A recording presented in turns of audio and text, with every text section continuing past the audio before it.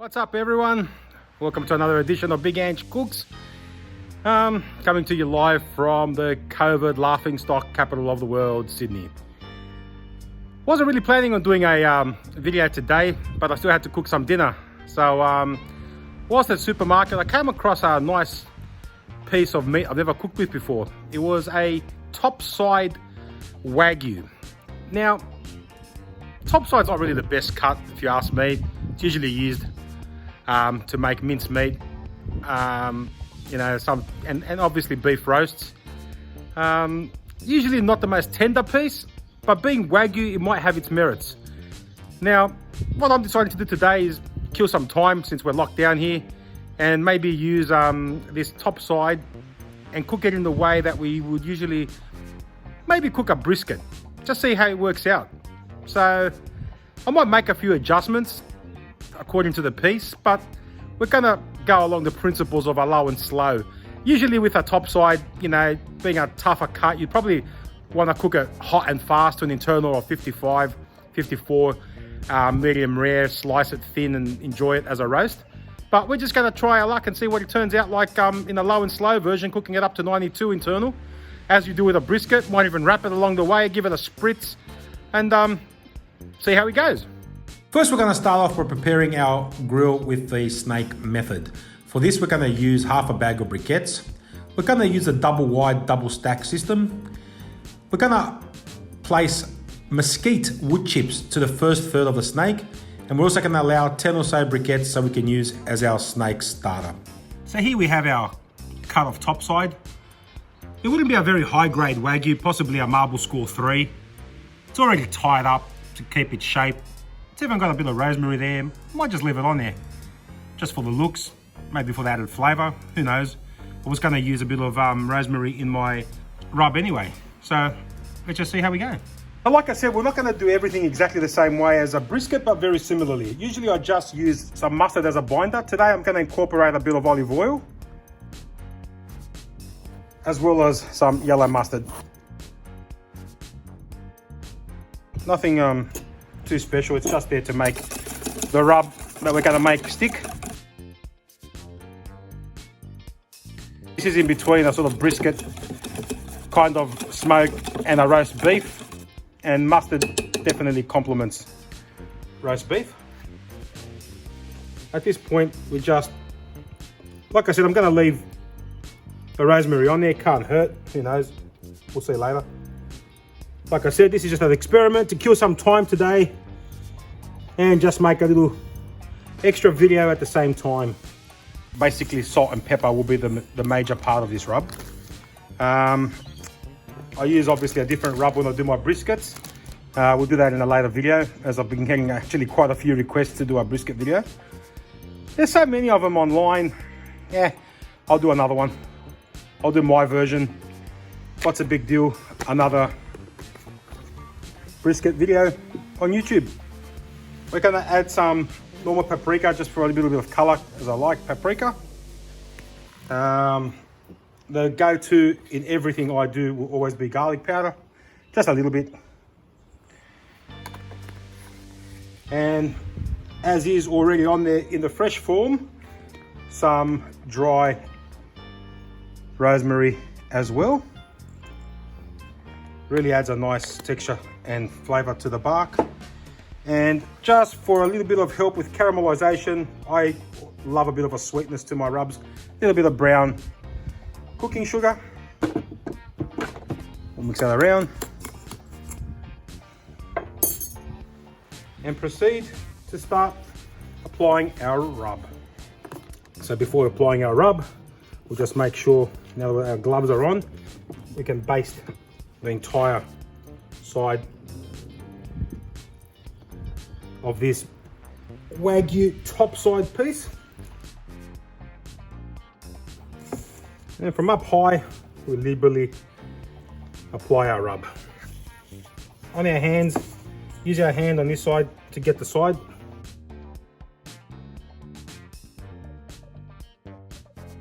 Yeah, there we have it, ready for the barbecue. With a brisket, I sometimes use an injection. I won't do that today, so we can see if we get the full flavour of that Wagyu quality. Now that our 10 or so briquettes have ashed over. We place them at the beginning of our snake method.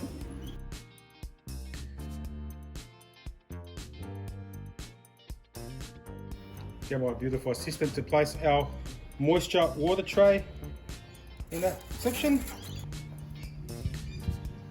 We place our grill on, place our meat on there like so, thickest part towards the flame. Put in our probes, ambient and internal at the thickest part. Make sure all our vents are open and turn our vents on high till we get to our desired cooking temperature, which today we're going to get it to about 140 degrees here or there Celsius, and waiting to get to an internal temperature of 92 to 95 degrees. 2 hours later. Okay, so we're at the 2 hour mark. We've only gotten up to about 110 degrees. It's been a slow snake. So that's got a nice color developing on it. It's got a bit of bark already there that's really nicely attached. So what we're going to do now is we're going to put a bit of spritz on there. My spritz is made up of some apple cider vinegar, some apple juice, Worcestershire sauce. You can make your own favourite kind of spritz. It just gives it a bit of moisture.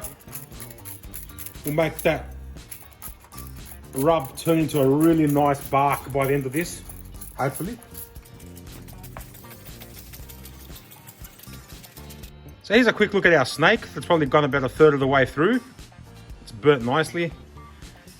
Plenty of coal to get us through the cook. It's gotten us to a temperature of about 110 degrees inside the barbecue, and we're currently 2 hours later at about 50 degrees internal temperature. So we'll just close this lid up again. Let it cook away, and be back when we reach an internal temperature of 70, where we'll do our wrap. Okay, so we're 3 hours into the cook with our 1.5 kilo Topside Wagyu roast.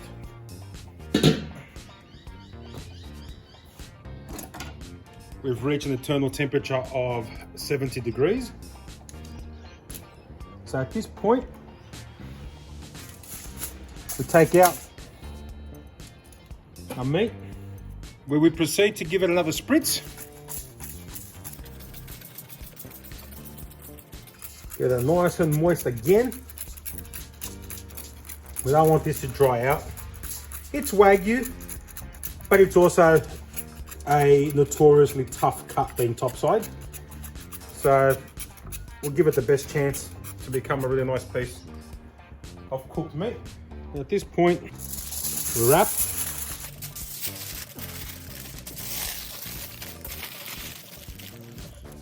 And a second piece to keep it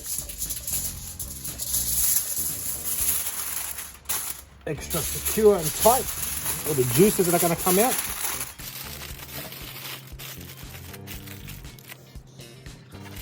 Place our probe back in.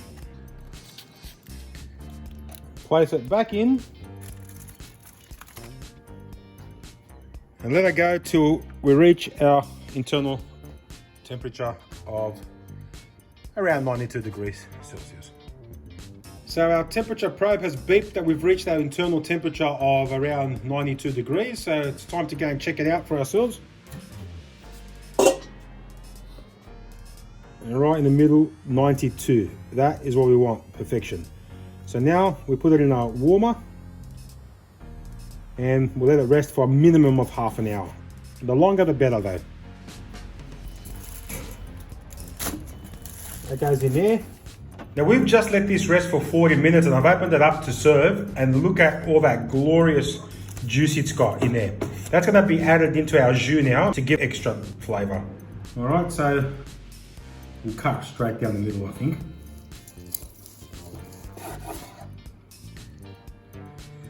So the first thing we notice is that it does have the look of a finished brisket. It's got the nice smoke ring.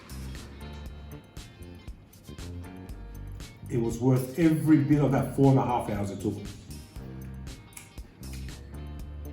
For an $18 a kilo piece of Wagyu, to come out with this result, it was well worth the time. Thanks for watching.